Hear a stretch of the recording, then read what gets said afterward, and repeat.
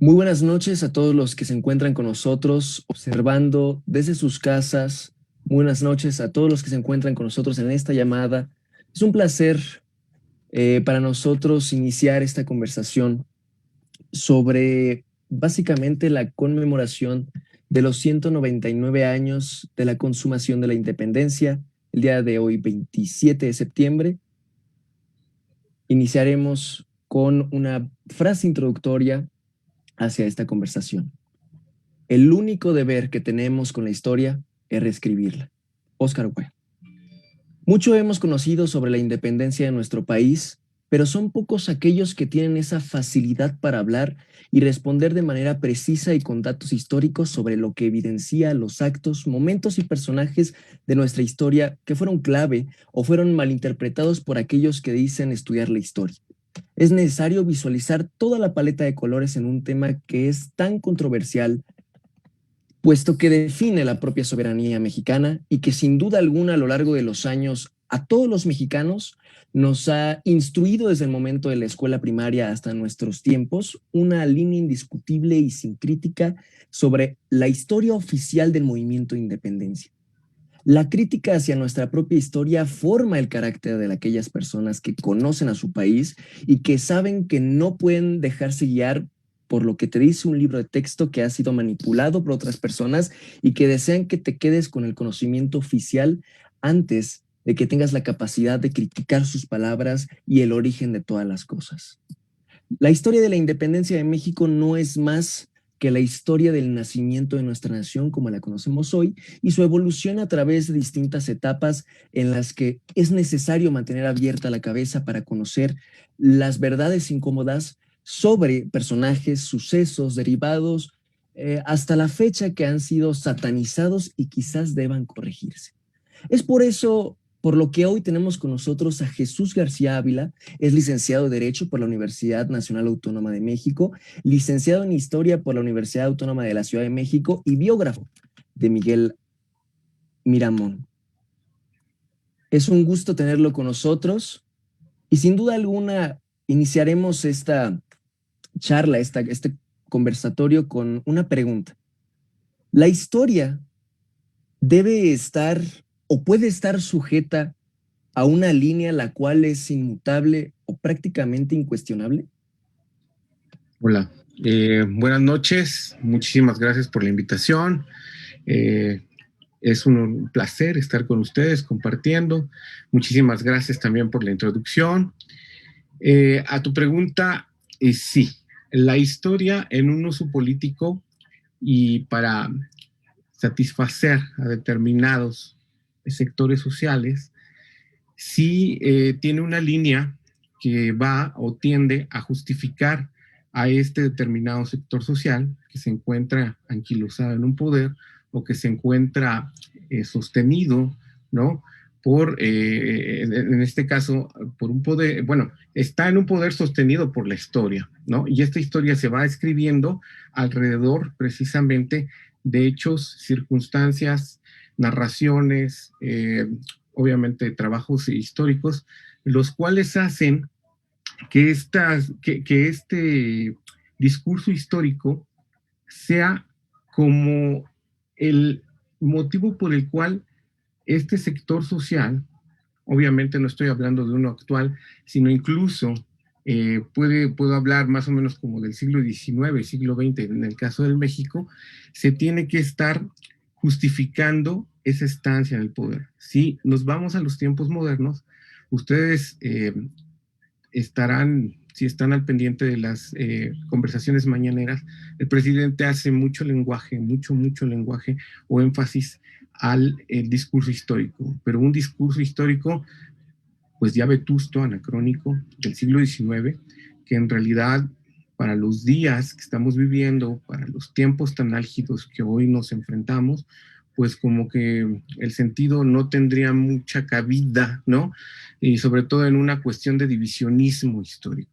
La historia tiene una voz y esta voz debe de ser incluyente y esta voz debe también de ser con un sentido donde quepan todos los mundos y donde quepan todos los discursos.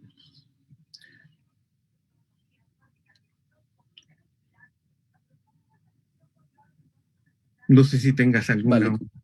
Sí, sí, que de hecho vamos a continuar con todo esto y yo creo que es importante también que nos pueda contextualizar un poco y a detalle. Le digo, sabemos que la independencia tuvo varias etapas, pero si nos pudiera ir definiendo poco a poco, Claro que sí. de manera específica, tanto los personajes involucrados en ellos como los sucesos históricos que marcaron cada una de esas etapas. Claro. Un día como hoy, de hace 199 años, el ejército trigarante entra a la Ciudad de México a cabeza del caudillo mayor y uno de los actores o histriones históricos más denostados por la historia de México, que es don Agustín de Iturbide. Su participación en la revolución independentista de México vendría a ser prácticamente la última fase después de una lucha de 11 años, los cuales se vieron envueltos en distintas guerras intestinas o en esta guerra intestina que comenzó con una arenga surgida el 15 de septiembre por un cura en Dolores. ¿Qué pasa? Cuando se inicia este movimiento independentista, no existe en su momento una visión de a dónde va a llegar o cómo va a culminar esto. Simplemente se hace una arenga y en esa arenga intervienen no nada más el sector religioso representado por el cura Hidalgo, también existe el sector militar representado por algunos otros personajes que lo acompañaban, como es el caso de Allende, que también era un personaje de suma importancia y que es la primera etapa prácticamente de la revolución independentista que duró unos cuantos meses, y también el sector social, este sector social que se ve inmiscuido, que se ve llamado por este personaje y entonces inicia este movimiento revolucionario, podríamos llamarlo así, pero no existe una guía, no existe hasta ese momento una manera en la cual vamos a decir un proyecto de nación una vez que se acabe con el gobierno virreinal que en ese tiempo imperaba para 1810. Es hasta 1821 que ya se visualizan nuevos avatares de cómo ya se puede culminar esto y otra vez regreso, es hace 199 años que ya Agustín de Iturbide con a la cabeza del ejército trigarante en un lema de 3 tópicos que era la unión, la independencia y la religión, ven ya una visualización de lo que puede ser un proyecto de nación. No es que no haya existido, por ejemplo, con Hidalgo, esta visualización se fue dando, pero yo creo que sentó bases hasta el Congreso de Chilpancingo con la segunda etapa de la Revolución Independentista, cuando ya Morelos comienza a ver cómo poder darle guía, cómo poder darle luz a esto. Pero es hasta 1821 y curiosamente, un día como hoy también cumple años Agustín de Iturbide, que este personaje no está siendo visualizado por la historiografía o por algunos trabajos históricos como debería de serlo. El padre fundador de la nación mexicana. En ese sentido, estaríamos diciendo, respondiendo a tu pregunta, o a la primera pregunta, que si se escribe una historia, por supuesto, Agustín de Iturbide es un personaje que, guste o no, es una parte importante del constructo de nación que conocemos como México. El documento que ven a mis espaldas es una copia facsímil del Acta de Independencia firmada el 28 de septiembre de 1821. En la parte superior izquierda aparece como primera firma la de Agustín de Iturbide. Este documento de manera formal daría el sentido a la nación. Nosotros estaríamos hablando, o cada 15 de septiembre se hace una fiesta nacional por el inicio del movimiento independentista. Curiosamente, en México no se hace una fiesta nacional por la culminación de la independencia de México, que hoy estaríamos entonces también degustando de la exquisita comida mexicana, como puede ser el pambacito, el pozole, y pasándolo bien en familia. Y esto tiene que ver con los discursos históricos que se sentaron o que se fundamentaron junto a la figura de Agustín de Iturbide. Sí, bien, me gustaría hacerle una pregunta respecto a que estas figuras que han sido dañadas a lo largo de la historia, como lo vemos en la figura de Agustín de Iturbide, en la cual en las escuelas, pues regularmente públicas en lo general, se nos enseña que no debemos de, de recordar su memoria, no recordar esta imagen de alguien que logró una independencia sin derramar más sangre de la que se había derramado que en la arenga de este Hidalgo. Entonces, podría preguntar, ¿por qué se nos obliga al mexicano a olvidar estas figuras que representan un nacionalismo muchísimo más apegado a una realidad y que nos despoja de un sentimiento de pertenencia en general? Es una pregunta buenísima. Te comento. La manera en la cual se escribe la historia en México es dicotómica. Eso es un hecho. Parece que estamos en una tribuna, ¿no? Donde cuando tú, desde tu oficio de historiador, escribes sobre un personaje determinado, obviamente vamos a poner contextos claros. Si escribes sobre Agustín de Iturbide en la etapa de los inicios del siglo XIX y posteriormente, cuando comienzan los conflictos entre liberales y conservadores, y escribes sobre los conservadores, y ya la posteriori, cuando escribes sobre Porfirio Díaz o escribes, por ejemplo, cuestiones que tienen que ver en la revolución, no con los caudillos más populares como pueden ser Villa o Zapata, inmediatamente parece que tienen el dedo sobre ti y te están diciendo que tú puedes ser un revisionista histórico o que tu oficio como historiador, al no hablar de personajes totémicos tan grandes como puede ser el caso de Hidalgo, de Allende, o que en un discurso generalizado donde ya la historia oficial tiene una manera de ver a estos personajes y por tanto más adelante con los liberales y conservadores, donde ves a toda esta playa de liberales y que tienen hagiografías, esto quiere decir trabajos históricos muy parecidos al de los santos, donde prácticamente son impolutos, pero cuando tú vas a los archivos o lees otros libros, vas encontrando que también tuvieron sus hierros, ¿no? Y la historia te va diciendo, tú tienes que escribir historia sin tener o alejarte lo mayor posible de la ideología que esté permeando en tu cabeza, ¿no?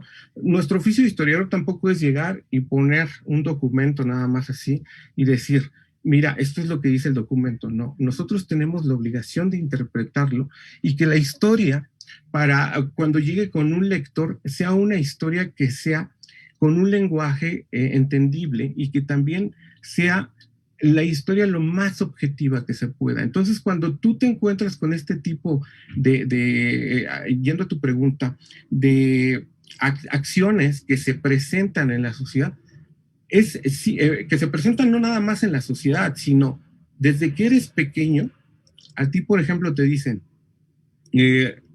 vamos a hacer la ceremonia, por ejemplo, de la independencia, y ya va el niño vestido de Hidalgo, y ya va el niño vestido de Morelos, y ya van los demás niños ahí. Es un discurso que va generando ciudadanos y los va moldeando y los va formando y les va imponiendo un discurso histórico en la mente con el cual van a ir creciendo, van creciendo, van creciendo, van creciendo.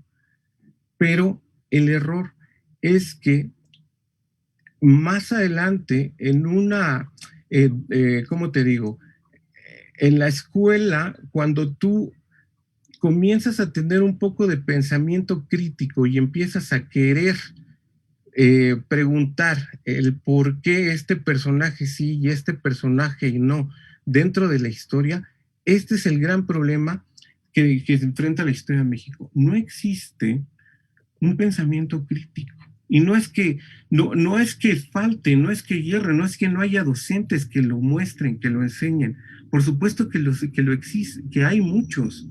El problema radica en cómo se te impone la historia, pero desde una educación básica, obviamente orquestada por movimientos, por grupos políticos que te dicen, esta historia es la que tienes que enseñar, esta historia es la que tienes que mostrar y esta historia es prácticamente con la que se tiene que dogmatizar a niños, adolescentes. Por eso, cuando tú intentas divulgar algo en las redes sociales, que a lo mejor y vamos, estoy poniendo un ejemplo pues va pequeño, ¿no? Pero esto incluso se da hasta en las aulas o se da ¿cómo se puedo decir? En ciclos de conferencias, en diplomados. Cuando tú llegas a exponer a un personaje, para el caso y desde la experiencia de Miguel Miramón, uff, debes de tener mucho cuidado porque lo primero que ya traen estas personas es que el conservador es el malo, ¿no? Per se es el malo. Y entonces, cuando tú empiezas a mostrar que estos entes históricos, pues en realidad no cometieron tantos hierros, ¿no? Porque las fuentes te lo dicen, las bibliografías que consultas te lo dicen, y empiezas a mostrar a los seres de carne y hueso, a los seres que tuvieron injerencia en este tipo de constructo nación, pues es cuando viene el choque, el primer choque mental, dices, bueno, pues esta persona no era tal cual, ¿no? Es el caso, por ejemplo, de Iturbide. Es un tipo que está completamente denostado de la historia y de la historia, eh, vamos, pero a grados tremendos yo creo que si no estuviera en la catedral, sus restos ya estuvieran peligrando, te lo juro que estuvieran buscándolos para, no sé, sacarlos del país, ¿no? Algo muy, un odio, es el problema de la historia de México. Sí, precisamente porque es un odio que se enraizó, porque es un odio permanente que se ha ido, bueno, que se fue agravando por la década, bueno, por el siglo XX, en donde hasta se le borró del Congreso de la Unión su nombre en 1921. Esto denota un odio hacia un personaje, una agenda hacia denotar, hacia olvidar a alguien que ayudó a liberar este país, o simplemente es acta de casualidad de que alguien o un grupo quiera borrar a alguien de la historia. Mira, yo me iría más por la segunda opción y te comento el por qué. Hace 80 años murió Walter Benjamin. A mí en lo personal es uno de los personajes que más me gusta cómo tratan a la historia y para la década de los 40 del siglo XX ya comenzaba a visualizar cómo escribir la historia a contrapelo. En las tesis de la filosofía que se publican bueno, él ni siquiera intentaba publicarlas, es post-mortem, él venía huyendo del nazismo, él era alemán judío, pero al saber que los nazis ya venían en una cuestión de exterminio por toda Alemania, intenta cruzar la frontera entre Portugal y España, pero la cierran. Entonces lo que él hace es, en un momento de desesperación, se suicida. Curiosamente es que al día después abren la frontera y él pudo haber vivido. Ese filósofo es muy fragmentario, aventó así como latigazos, y en las tesis de la filosofía de la historia, si no me equivoco, es en la 12, donde él habla de la historia, de cómo escribir esta historia contrapelo. Te comento, hace una crítica a dos cosas en la historia. A la misma historia, por cómo se escribe, ¿no? Porque él, desde una perspectiva, dice, esta historia se escribe, pero con una visión de los vencedores. En México, si tú te das cuenta, es prácticamente lo mismo.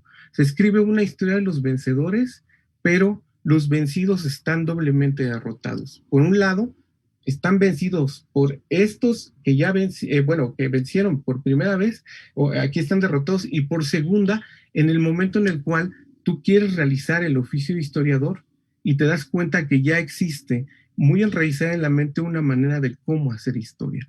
Entonces, sí hay posibilidades de que se pueda lograr que todos estos personajes como Agustín de Iturbide, como los conservadores, como otros tantos revolucionarios que todavía se les dicta de traidores, estoy hablando ya del siglo XX en momentos de la revolución, puedan tener una manera una nueva perspectiva de visión histórica, de óptica histórica hacia sus personas. El problema radica en que obviamente la historia ya está, hay una historia oficial que se enraiza, como lo volvemos a repetir, desde tu niñez, desde tu adolescencia, incluso ¿cuántos años nos llevamos de historia en la primaria? ¿6?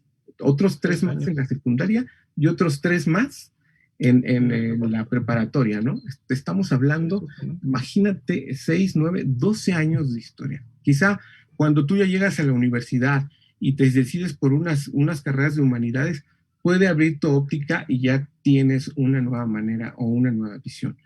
Pero incluso en las universidades hay que tener cuidado, porque las ideas marxistoides están tremendísimas. O sea, y me refiero a las escuelas que tienen que ver con, bueno, sobre todo a las públicas. No es una crítica mala, es una crítica que obviamente tú tienes que leer a Marx, tienes que leer a Gramsci, tienes que leer prácticamente a toda la izquierda, ¿no?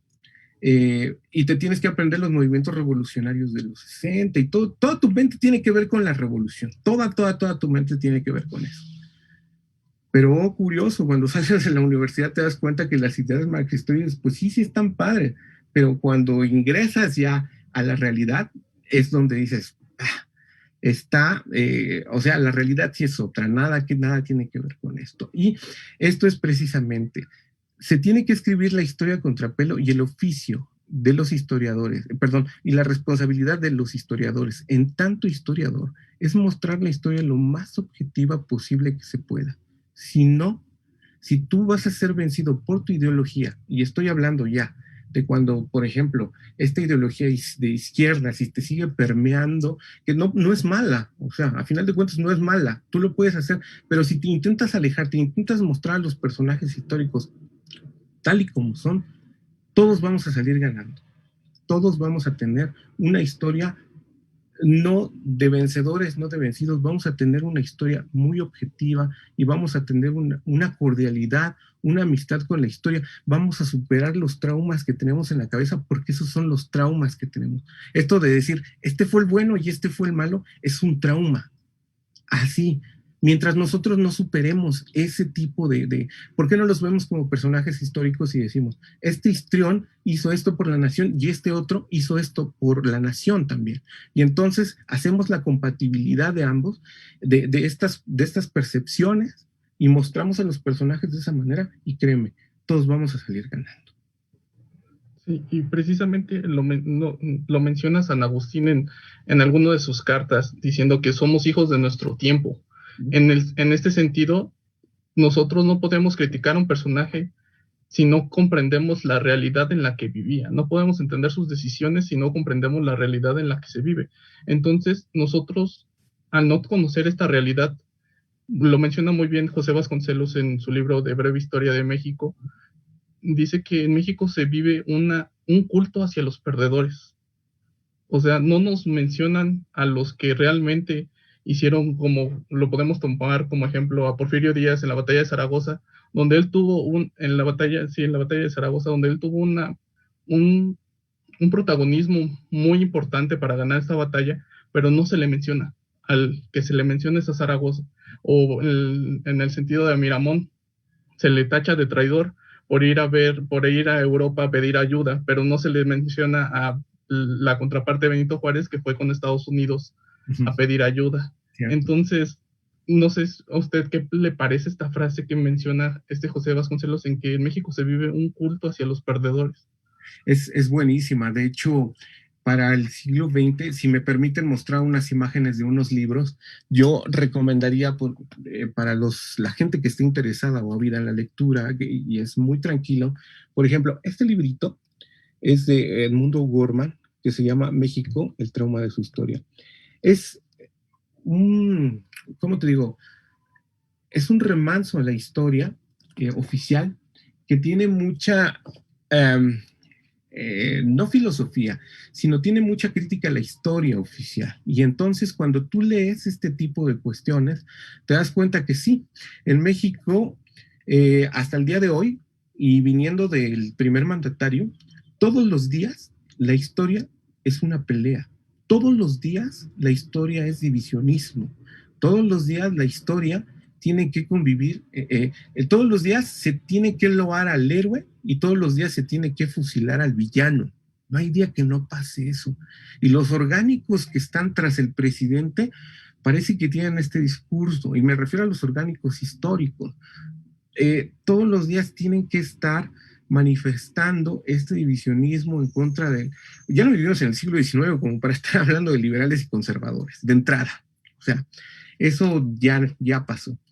Las ideas cambian, el tiempo cambia, y el siglo XIX ya no tiene nada que ver con esto. Entonces, muy cierto también lo que decía Edmundo Gorman, no tenemos que regañar a los muertos. Desde nuestra percepción, ellos, y tú bien lo acabas de comentar ahora, Cristian, nosotros tenemos que trasladarnos al tiempo, por ejemplo, de Agustín de Iturbide,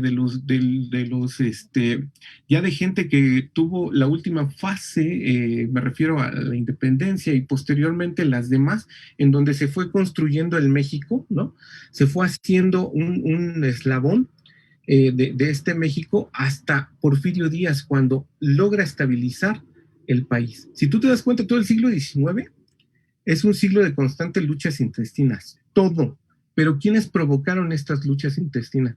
Es un sector, es el sector político de clase mediero y clase alta, nada más. ¿Y quiénes salen pagando?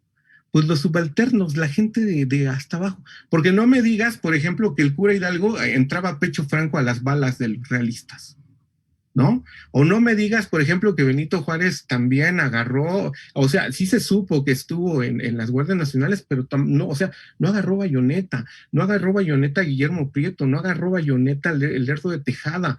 ¿Qué te iba a decir? Ya para más adelante, o sea, toda la gente que llegó a estar en el poder o a ostentar el poder, Porfirio Díaz obviamente sí lo tenemos en batallas, como tú lo acabas de mencionar, la de 5 de mayo, y por ejemplo, la rendición de Puebla, ya, o cuando vence a Leonardo Márquez, o sea, esta gente sí tuvo, pero tampoco Porfirio Díaz, él solito no tenía una capa de Superman y decía, no, voy a ir a vencer a los franceses. No, todos se escribe la historia, pero también se escribe la historia macro. Déjame te explico. Luis González y González, un insigne historiador del siglo XX, escribe un libro que se llama Pueblo en Vilo. Y ese libro, Pueblo en Vilo, en la década de los 70 del siglo pasado, no habla de los grandes personajes de la política ni los grandes personajes de la milicia. Se centra en un pueblito donde nos regala la historia de estas personas. Y entonces, esa es una historia de cordialidad, de calidez. No es porque la historia queramos que sea rosa, pero ahí te das cuenta que ya no existe la historia de los buenos ni los malos. Y nos abre una nueva puerta para entender que la historia en la actualidad tiene que empezar a ver no al sector mayor, no al sector político, tiene que empezar a ver a sus minorías, tiene que empezar a ver a gente como ustedes, como nosotros, que a lo mejor no somos los grandes actores en el sector político, pero sí somos entes históricos y por tanto también tenemos que contar historia.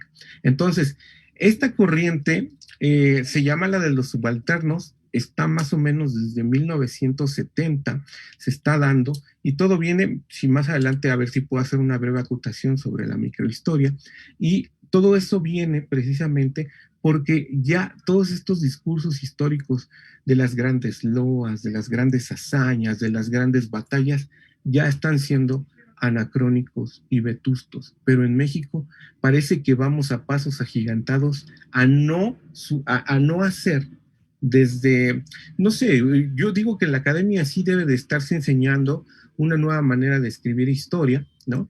Pero cuando tú ves, por ejemplo, los libros de historia, te das cuenta que el discurso histórico del historiador es pesado, es denso, la gente no lo va a leer. Pero si tú ves una novela histórica, la gente lo compra, la gente va a decir, bueno, ¿por qué? Porque el otro divulgador histórico tiene esta manera de escribir menos denso, menos catedrático.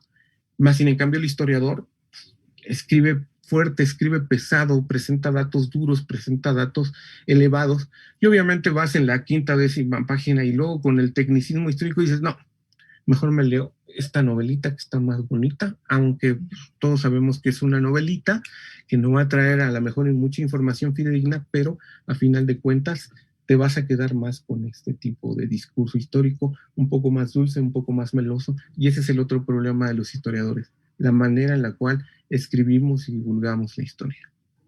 Y precisamente aquí es cuando me nace una pregunta. ¿El historiador debe escribir por encargo o debe de escribir por lo que él quiere saber y por lo que a él le nace saber? Porque a veces caemos en este tipo de ser mercenarios, en escribir por encargo, escribir y realzar a una figura porque el Estado no lo pide cierto personaje, Cierto. en el sentido en el que, ¿en qué momento un historiador tiene que ser historiador y no se convertirse en un mercenario? Eso, qué buena, mira, qué buena pregunta. Todos tenemos que comer, y si estamos haciendo el oficio de historiador es porque de aquí vamos a tener unos centavos, ¿no? Para poder, subsistir, sobrevivir. Esa es la finalidad de todos los seres humanos, y cuando realizas el oficio de historiador existen estas dos versiones. O sea, o puedes vender tu pluma, o en su caso puede ser no el tipo rebelde que dice, no, voy a escribir sobre estas cuestiones y voy a, o querer hacer valientes a gente que no tiene nada de valentía. Eso es una tontería. Entonces, lo que pasa en el mundo de la academia es que hay un cisma. Te voy a explicar. En los historiadores están los académicos y están los historiadores de archivo. Entonces, los historiadores de archivo que leen, que van a los archivos, te van a decir, aquel no es historiador, ¿no? El que está en la academia. ¿Por qué no? Bueno, porque pues él no se mete como nosotros a los archivos, no se ensucia las manos. Él pide un año sabático, hace una investigación ahí, 2, 3, de profunda y la publica, ¿no? Pero no está aquí, o sea, no viene a ensuciarse las manos y se presenta aquí, o no va a hacer estudios de campo. Y por otro lado, está el historiador de la academia que dice que tengo 5 o 6 grupos, tengo mi beca CONACYT, me aviento una investigación tranquila, le enseño a mis alumnos cosas básicas, ¿no? Que yo ya leí, y los pongo a leer mis copias fotostáticas de esto.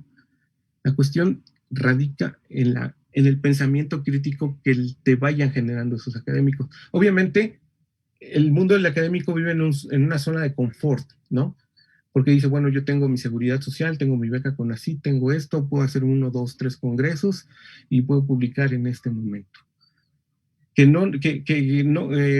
Aquí nada más se le criticaría el pensamiento crítico, y por otro lado tenemos al otro historiador, que es esta persona que, como te vuelvo a repetir, se ensucian los archivos, va para allá, lee y hace estudios de campo, y entonces nos encontramos con este cisma, y este cisma obviamente se va a ver reflejado. ¿Dónde escribes? ¿Dónde trabajas? ¿Quién te publica?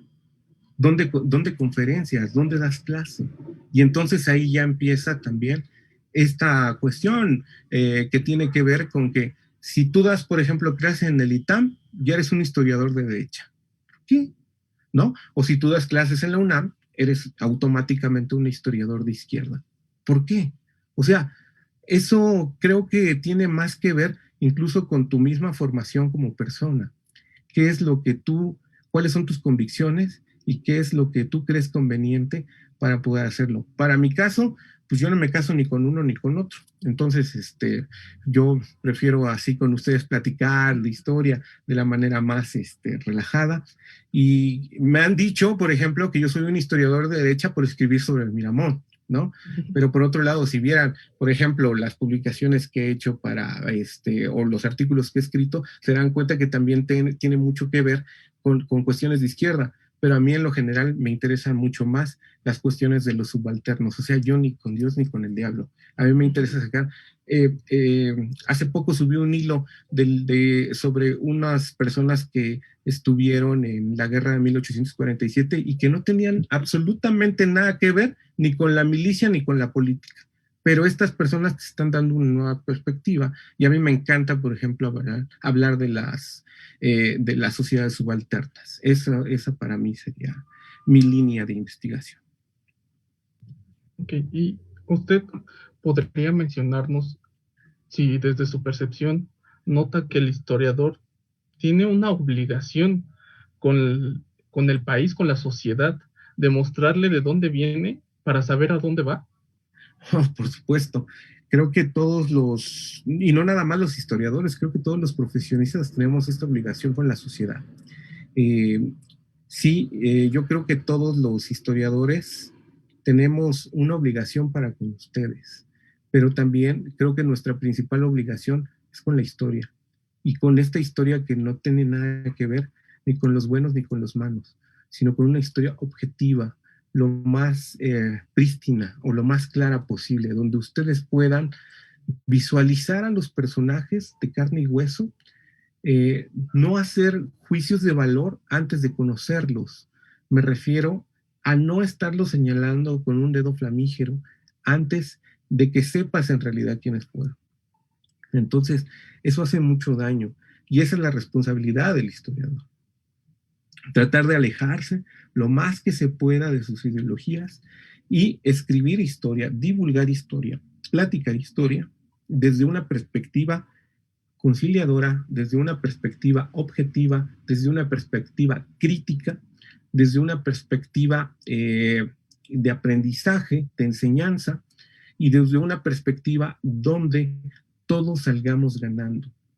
Yo te muestro un personaje, pero tú también enriquéceme con tus opiniones, porque si yo nada más te muestro el personaje, estamos haciendo un diálogo que no, bueno, ni siquiera sería diálogo, estamos solamente haciendo una charla donde tú me estás escuchando y ni siquiera me increpas, ni siquiera me dices por qué este personaje fue así o por qué escribir la historia de esta manera. Entonces, si me permiten, yo recomendaría un segundo libro. Este es uno de mis favoritos. Se llama La historia como seña de la libertad. Es de Benedetto Croce. Es un libro donde este historiador italiano nos enseña y nos muestra desde su perspectiva cómo se debe de separar la historia de la ideología de los historiadores, ¿no? Tú lo acabas de comentar. Se tienen que hacer el estudio de los personajes históricos, pero desde su contexto el historiador tiene que ir para allá, a donde está el personaje que va a estudiar, y no nada más el historiador, también el divulgador o la persona que esté interesada en la historia, porque la historia no es exclusiva de los historiadores, la historia también incumbe a todos los que tenemos una pasión por la historia, entonces cualquiera puede hacer historia y todas las opiniones son válidas en ese sentido. Una duda que a mí me surge en el sentido de que nosotros, como lo comentábamos en el principio, se nos educa bajo cierta línea ideológica, bajo cierta línea en la que el Estado nos dice qué personajes ensalzar, a qué personajes querernos parecer o qué personajes queremos conmemorar en estas fechas patrias. Nosotros bueno, en mi caso, como futuros padres o futuras personas que van a tener a su cargo este crecimiento académico de ciertas personas que van a ir aprendiendo nuevamente la historia, debemos de escribir nosotros y enseñar esta historia, como usted dice, ya no la oficial, sino la de los verdaderos personajes que formaron este país.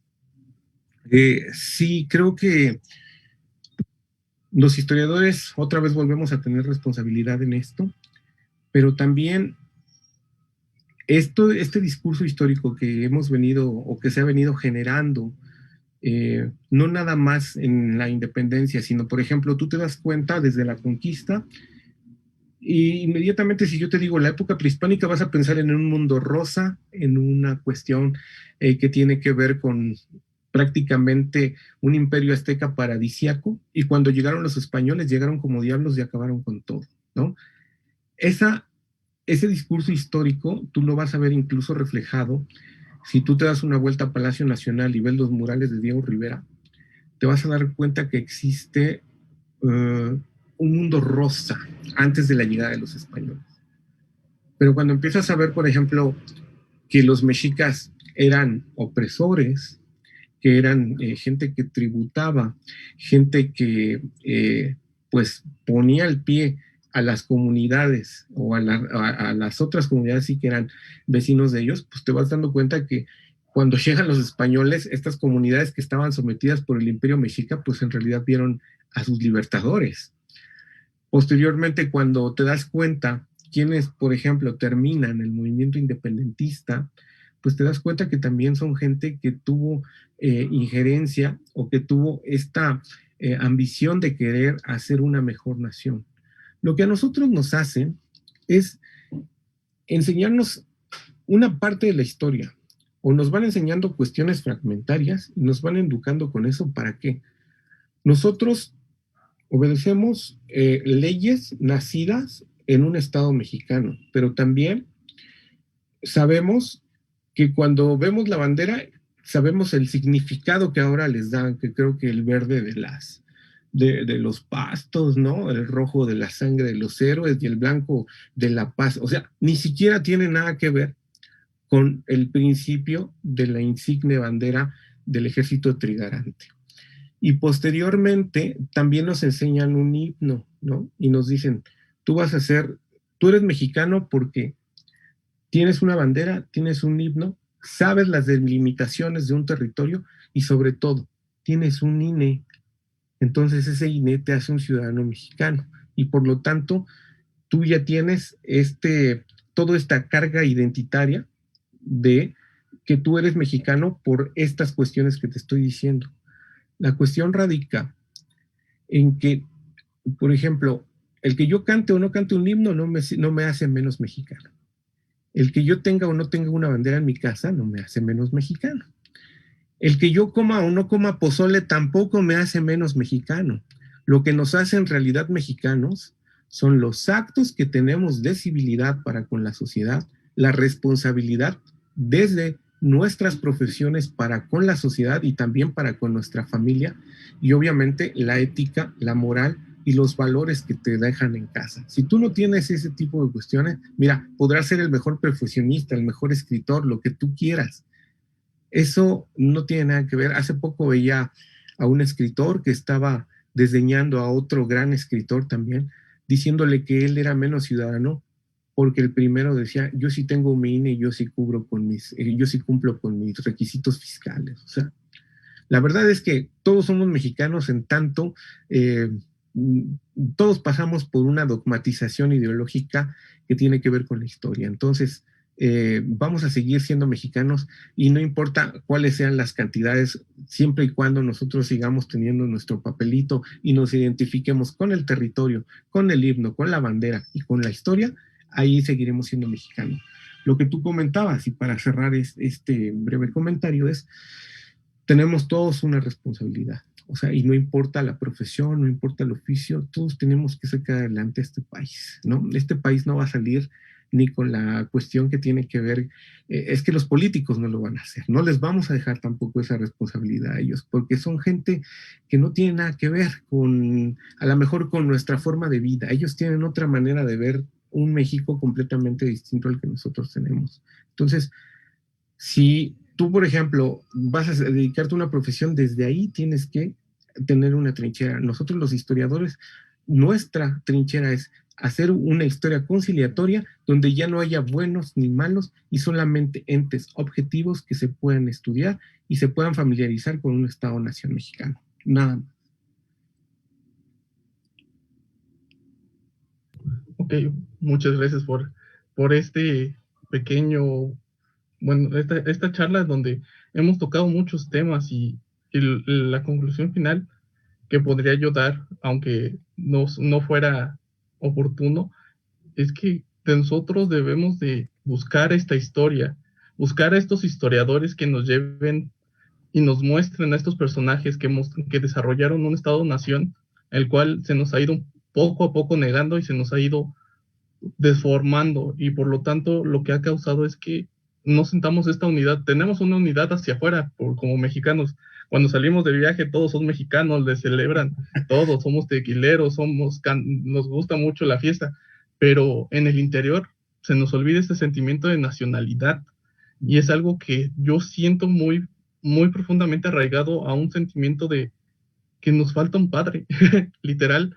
No vemos a las figuras históricas que nos plantea un Estado como esas figuras que realmente nos construyeron y son nuestros verdaderos héroes. O en su caso, como tú lo acabas de decir, no sé si tengas la imagen del ángel de la historia, ¿me la podrías poner?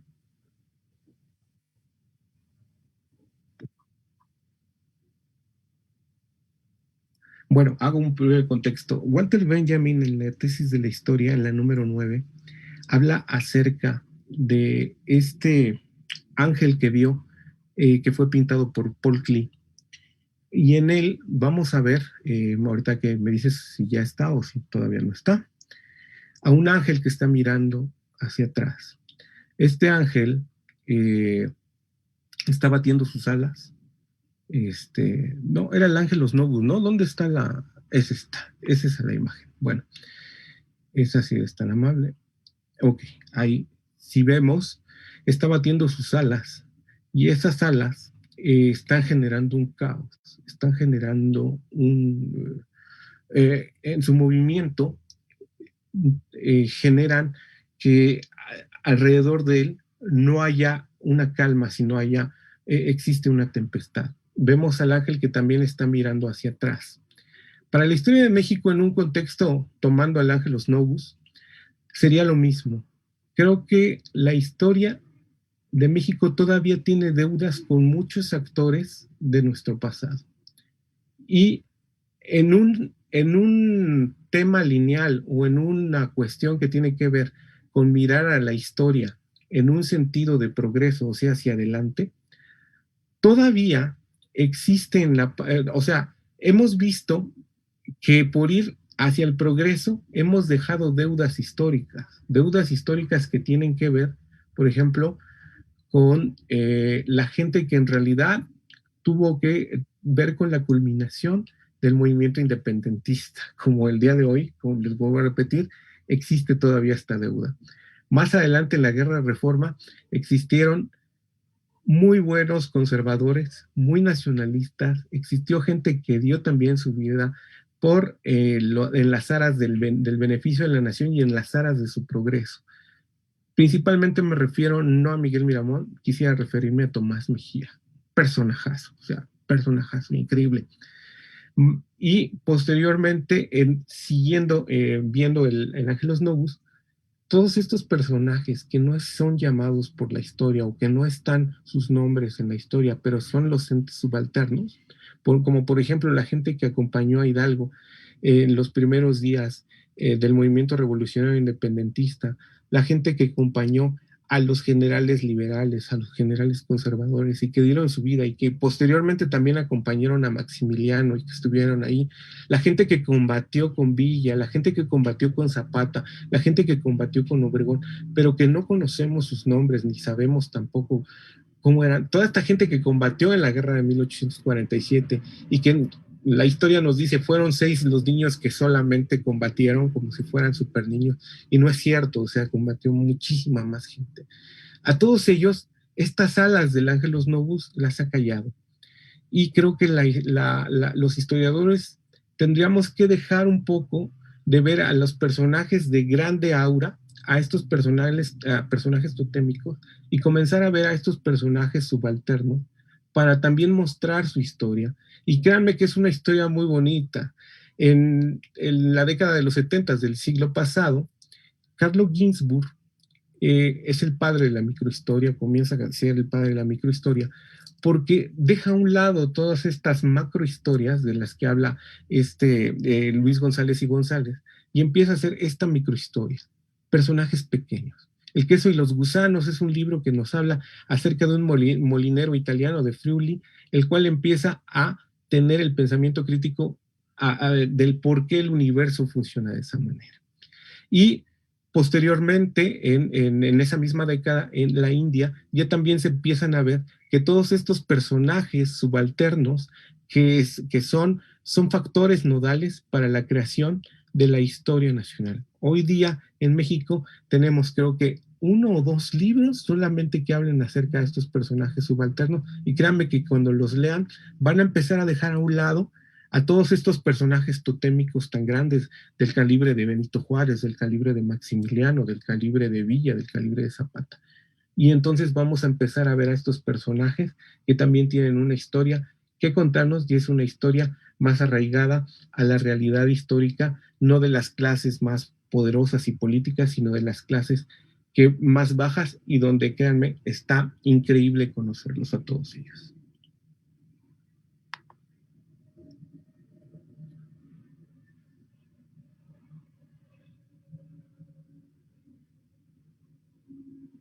Creo que no te escuchamos, ¿verdad? Manuel, no sé si tengas algo que agregar o alguna pregunta que quieras hacer. Pues la verdad, a mí me gustaría guiarme un poquito por las ucronías. De su punto profesional como historiador, a mí me gustaría que nos planteara la idea de ese, ¿qué hubiera pasado, no? ¿Qué hubiera pasado si, desde su perspectiva, cuál era la mejor opción para independizarnos? Dentro de una amplia gama de perspectivas, tanto políticas, filosóficas, meramente históricas. Muy bien. Creo que los hubieras en la historia son válidos. Obviamente la interpretación de cada historiador es distinta, pero la pregunta aquí sería, ¿en realidad nos independizamos después de 11 años de guerra?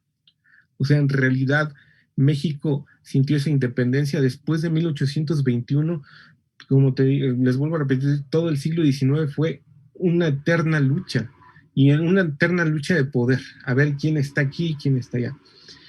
Ahora vamos a quitar a este y vamos a poner a este, ¿no? Y ahora ya no son centralistas, son federalistas. A eso súmale los grupos masónicos que fueron llegando a México y que también fueron teniendo injerencia y fueron moviendo los hilos políticos de México.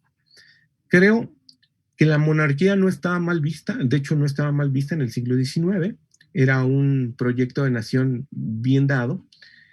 México necesitaba una monarquía para tratar de acabar con la injerencia de los Estados Unidos, y no es porque México fuera víctima de los Estados Unidos, no, sino México fue víctima de sus propios errores y venidos desde la política. La cuestión radica en que nunca se supo llevar a cabo o nunca se supo llevar a buen puerto un gobierno como tal. Si bien es cierto, la monarquía funcionó un momento, la república también pudo haber funcionado, pero entre su centralismo y su federalismo existieron cismas. Personajes como Antonio López de Santana, que a pesar de ser el traidor o como lo quieran llamar, el pagador, yo le digo que es el pagador preferido de toda la historia, es un personaje nodal, es un personaje importante dentro de la historia. Entonces, yo creo que hubiera sido la misma monarquía, la misma república, lo que tú quieras, si los mexicanos hubieran tenido un poco de unidad en ese tiempo. Y vamos, otra vez, ya hace rato dije, no hay que regañar a los muertos, pero si los mexicanos de ese tiempo hubieran tenido la unidad de haber querido concluir de la manera más, como te digo, civilizada, todos los conflictos que se dieron en el siglo XIX, que no se dieron a veces por orgullo, a veces porque en realidad las circunstancias no los permitían, la monarquía quizás hubiera funcionado, hubiera podido terminar con el avance de la doctrina Monroe y hubiera podido frenar un poco también esta injerencia de los Estados Unidos, porque los Estados Unidos son una república. Quizás una monarquía en México si hubiera tenido este contraste y hubiera hecho un poquito de contrapeso en ese tiempo con los Estados Unidos, pero lamentablemente los mismos mexicanos no se dieron, no pudieron llegar a buenos puertos y ni la monarquía ni la república. Si, otra vez te vuelvo a repetir, si tú me preguntas, quizá el sistema monárquico hubiera podido ser una buena opción en ese tiempo para esos mexicanos. Y ya como última pregunta, Claro. ¿qué nos recomienda? Es decir, ante una básicamente evidente cultura de cancelación ante varias cosas, y más por las generaciones modernas, digo, yo formo parte de generación Z, y evidentemente hay varias generaciones que están atrás y que aún están en esa curva de aprendizaje que espero que sigan aprendiendo. ¿Qué nos recomienda para ser críticos ante todo? ¿Sí? ¿Qué nos recomienda para formar ese pensamiento crítico que sin duda alguna es necesario, no solamente para la historia, sino, digo, para una amplia gama, tanto político como social? Yo diría, cuestionen todo, jóvenes, cuestionen todo. Las ideologías de hoy día, las cuestiones que tienen que ver con las imposiciones que a los jóvenes no hay acto de rebeldía más grande que ustedes puedan leer un libro y criticarlo. Critiquen a sus maestros, pregúntenlos, cuestionenlos, interróguenlos. Eso va a hacer los mejores a ustedes y también va a profesionalizar a sus profesores. Y eso también háganlo en la sociedad. Pregunten. Hoy día es increíble ver, espero bueno, yo lo tengo que expresar, no tengo por qué callarme en ese sentido. Hemos visto cómo a los jóvenes se les han metido tantas cosas en la cabeza, pero hay tópicos básicos: salud, educación, trabajo, vivienda, y seguridad. Ahora no hemos visto a los jóvenes marchar por nada de esto. Y los hemos visto marchar por otras cosas que también son importantes, por supuesto. No podemos permitir el asesinato de jóvenes, mucho menos de mujeres. Hay que protegerlas, hay que protegernos todos. Pero yo no podría hablar con un lenguaje inclusivo. No, todavía me cuesta mucho trabajo entender eso. Jóvenes, salgan, sean contestatarios con sus gobiernos, pídanles, exíjanles, porque ustedes más adelante van a ser los que guíen esta nación, van a ser las generaciones que tienen que seguir, tienen que continuar. Entonces, no es que yo tampoco, hace un momento decía, no, pues criticabas a las izquierdas por revolucionarias, pero la manera de hacer revolución es también criticando el tiempo, criticando a sus gobiernos, criticando y poniendo de su parte también ustedes mucho, ¿no? Un acto de civilidad, un acto de apoyo, un acto de empatía. Hoy día que está el COVID pegándonos fuerte, hay que ser empáticos con mucha gente. Y no es porque también salgamos todos los días con la sonrisota, ¿no? Va a haber días que vamos a tener los malos, pero esto que estamos diciendo es, creo, pensamiento crítico, comenzando desde el gobierno, comenzando de las escuelas y obviamente siendo mejores ciudadanos. Vamos, venga, todos podemos sacar este país adelante y lo vamos a hacer, créanme que sí. Desde nuestra trinchera, todos lo vamos a hacer. Sí, Tenemos respecto una pregunta, sí, si la quieres leer, Manuel. Sí, claro, tenemos una pregunta de nuestra audiencia de Emilio Vidal Bolívar, que prácticamente le pregunta: ¿podrían decirme cuál es la diferencia entre nacionalista y patriota? Ok, bueno, el nacionalista tiene mucho que ver con hay un sinónimo, ¿no? El chauvinismo. Esta gente que tiene un gran amor por su nación, ¿no? Es una persona que incluso si le mancillas la bandera, el himno o cualquier personaje histórico, pues prácticamente se va a poner de pestañas, ¿no? Se va a parar de pestañas. ¿Cuál era la otra, el otro Patriotismo. patriotismo? Pues creo que todos somos patriotas, todos nacimos en una patria, todos sabemos de una historia patria y todos fuimos creados con la misma. Entonces, lo que nos diferencia es muy fácil. Por ejemplo, hace poco tenía una conversación con unos compañeros a los cuales estimo mucho, que tenemos un grupo de historia donde charlamos cada viernes, los trigarantes, y veíamos que, por ejemplo, hay el divisionismo de la gente del norte, de la gente del centro y de la gente del sur en México. Y un amigo que está estudiando sobre la batalla de Medina, Cesarino Hinojosa, decía, bueno, yo soy de Nuevo Laredo, y por ejemplo, yo veía que toda la historia de México radicaba en el centro del país, y yo decía, ¿y aquí qué? ¿Cuándo pasa? Y cuando fue investigando se dio cuenta que ellos también tenían mucho que ver con la historia. Entonces, el nacionalista es esta persona que tiene símbolos patrios muy arraigados en sí y que son prácticamente intocables. Esto quiere decir que puede ser la bandera, el himno, obviamente su ciudadanía, y hay veces mucha gente, y de la manera más respetuosa, hasta la Virgen de Guadalupe, ¿no? Y por otro lado, el patriota es esta persona que tiene que somos prácticamente todos, porque todos crecimos con una idea dogmática de la historia patria. Entonces, la patria a todos nos dio identidad. Y por tanto, esta sería la diferencia entre la gente que tiene mucho arraigo con los símbolos patrios y la gente que tiene identidad por nacer en una patria mexicana, obviamente, y que a todos nos da una identidad como mexicanos.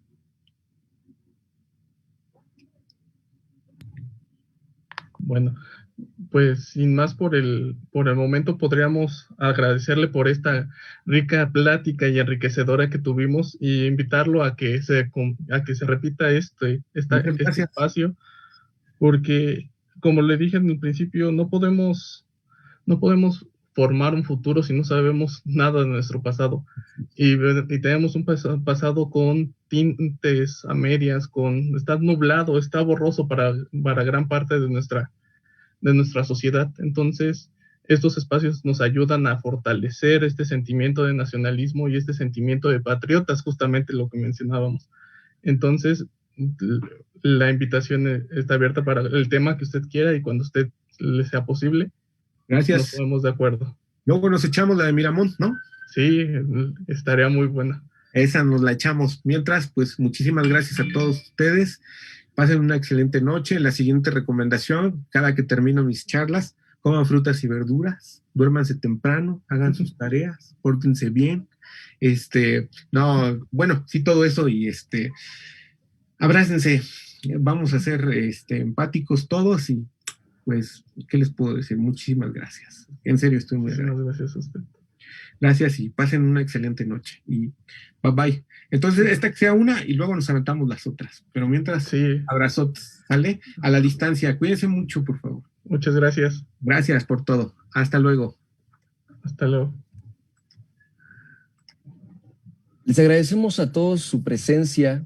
Les agradecemos por su apoyo en redes sociales. Recuerden buscarnos tanto en Twitter, en Facebook, en TikTok y en Instagram como Dextramex. Y recuerden que somos Dextra y estamos trabajando para ti y por México. Muchas gracias.